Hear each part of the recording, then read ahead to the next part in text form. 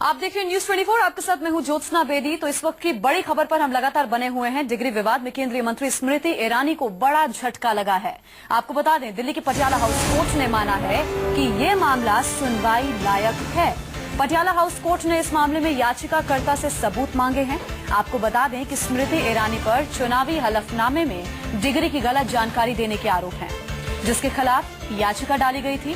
अब कोर्ट ने मामले को सुनवाई लायक मान लिया है। तो इस मामले की अगली सुनवाई, आपको बता दें, तारीख जो है वो 28 अगस्त रखी गई है। 28 अगस्त को इस मामले की अगली सुनवाई होगी। हालांकि पटियाला हाउस कोर्ट ने स्मृति ईरानी को समन नहीं भेजा है और इसके साथ ही FIR के आदेश नहीं दिए गए हैं। हालांकि कोर्ट ने याचिकाकर्ताओं से मामले में सबूत देने को कहा है। तो कंप्लेनेंट से सबूत मांगे हैं कि प्रूफ दें कि स्मृति ईरानी ने, जो कि आप उन पर आरोप लगा रहे हैं, उन्होंने कहां पर क्या कुछ गलत भरा है हलफनामे में। चलिए, इस मामले पर स्मृति ईरानी के वकील और याचिकाकर्ता के वकील का क्या कुछ कहना है, ये सुनिए। प्री समनिंग में जो कंप्लेनेंट है स्मृति ईरानी जी के खिलाफ, वो अपना केस प्रूव करेगा कोर्ट के सामने कि उन्होंने कोई फॉल्स एफिडेविट दिया था कि नहीं दिया था। क्योंकि स्मृति जी का जो 2011 का एफिडेविट है, उसके अंदर जो राज्यसभा का एफिडेविट है, उसमें भी बीकॉम पार्ट 1 ईयर लिखा गया है और 2014 में भी बीकॉम पार्ट 1 ईयर लिखा गया। उसमें कोई दिक्कत है नहीं। देखिए, हम लोगों ने उनकी 2011 की एफिडेविट, 2004 की लोकसभा की एफिडेविट और ये 2014 की एक एफिडेविट हम लोगों ने कोर्ट में लगाई है, जिसके अंदर तीनों एफिडेविट में उनकी एजुकेशन क्वालिफिकेशन जो है अलग अलग है। ठीक है।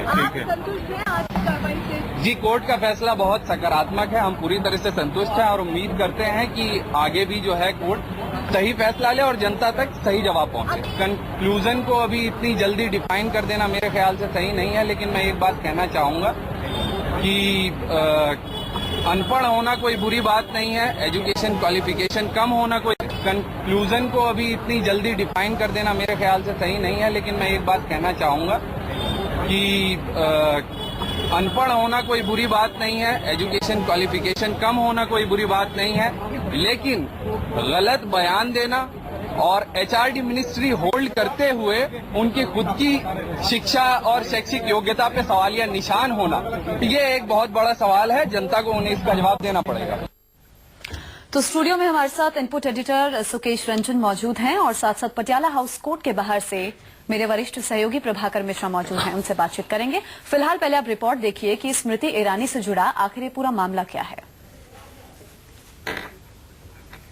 1996 में DU के स्कूल ऑफ कॉरेस्पॉन्डेंस से BA पास किया है। 2004 के हलफनामे में जो इन्होंने जानकारी दी थी वो मैं आपको बता रही हूं। 3 हलफनामे इन्होंने दायर किए थे, 3 डिग्रियों के, अलग अलग डिग्रियों के बारे में लिखा था। तो तीनों हलफनामों में अलग अलग जानकारी इन्होंने डाली थी, जिसको लेकर ये विवाद गरमाया। तो DU के स्कूल ऑफ कॉरेस्पॉन्डेंस से बीकॉम पार्ट 1 तक इन्होंने वहां पढ़ाई की। ये साल 2011 का हलफनामे के बारे में मैंने आपको बताया। तो वहीं तीसरा जो हलफनामा था,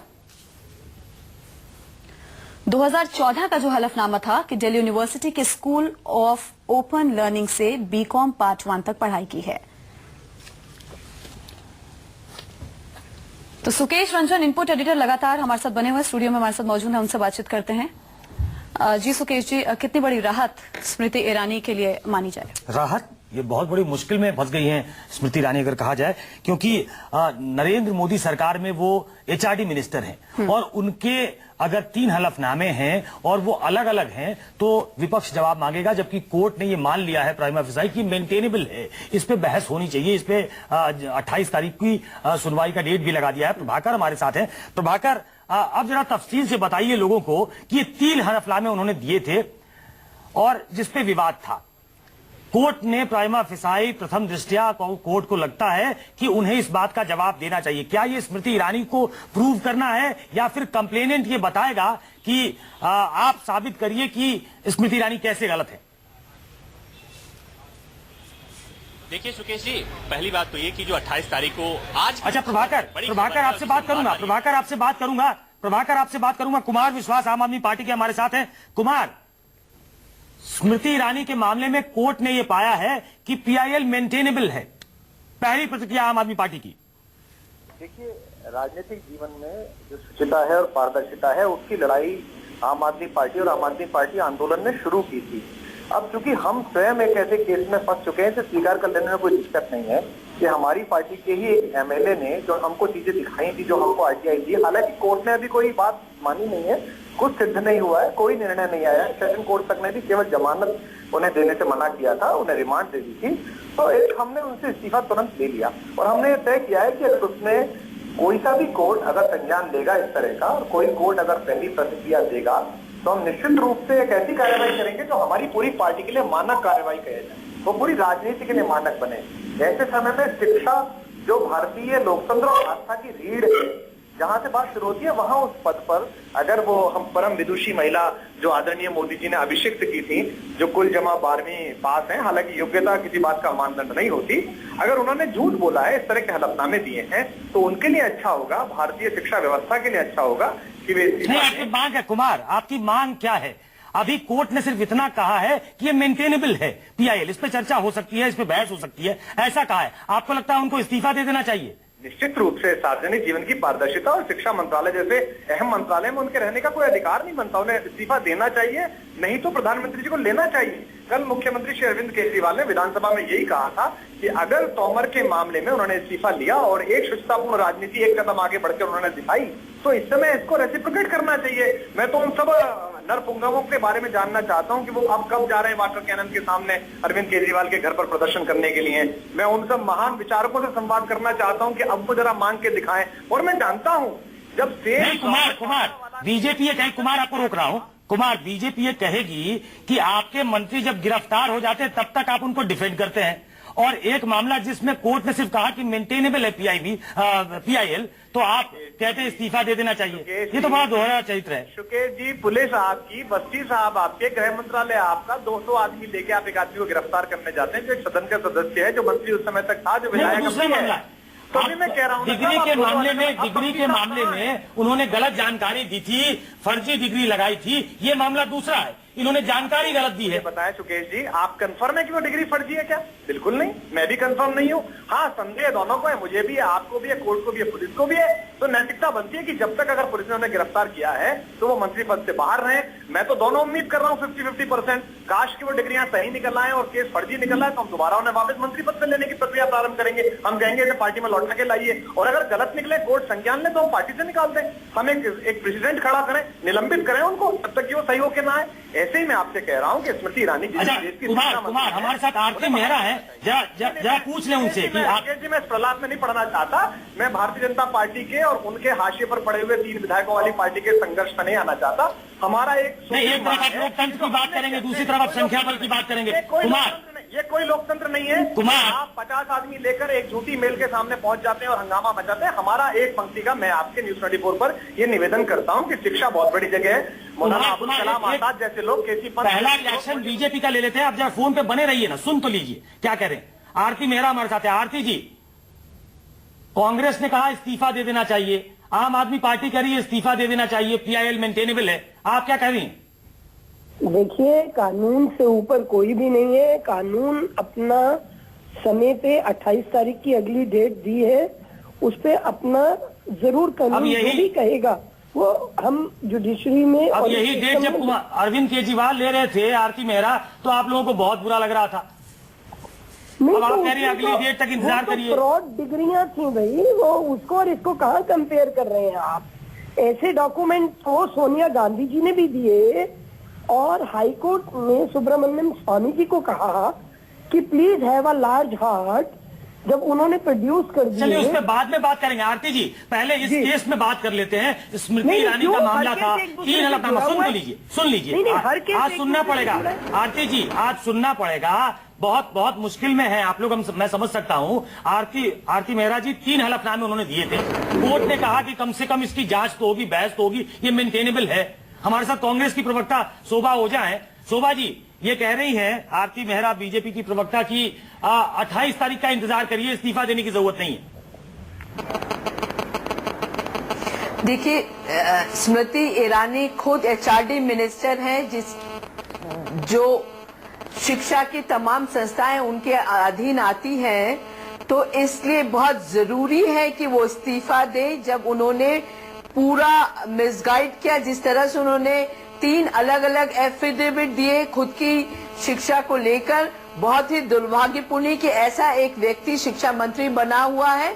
और जब आज कोर्ट ने इस प्ली को एडमिट किया है उनके खिलाफ, तो बहुत जरूरी है कि वो अपने पद का से इस्तीफा दे और एक जांच हो जो कि किसी से इन्फ्लुएंस ना हो, एक साफ सुथरी जांच हो और साफ तौर पर भारतीय जनता पार्टी हमारे साथ मसले में अपनी चाल और तैयार है विपक्ष और चेहरे को दिखा रही है। विपक्ष जब इस बात की मांग कर रहा है कि कोई नहीं तो मैं कुछ नहीं बोल फ्री एंड फेयर जांच हो, इसके लिए उनको पद से हट जाना चाहिए। आरती जी।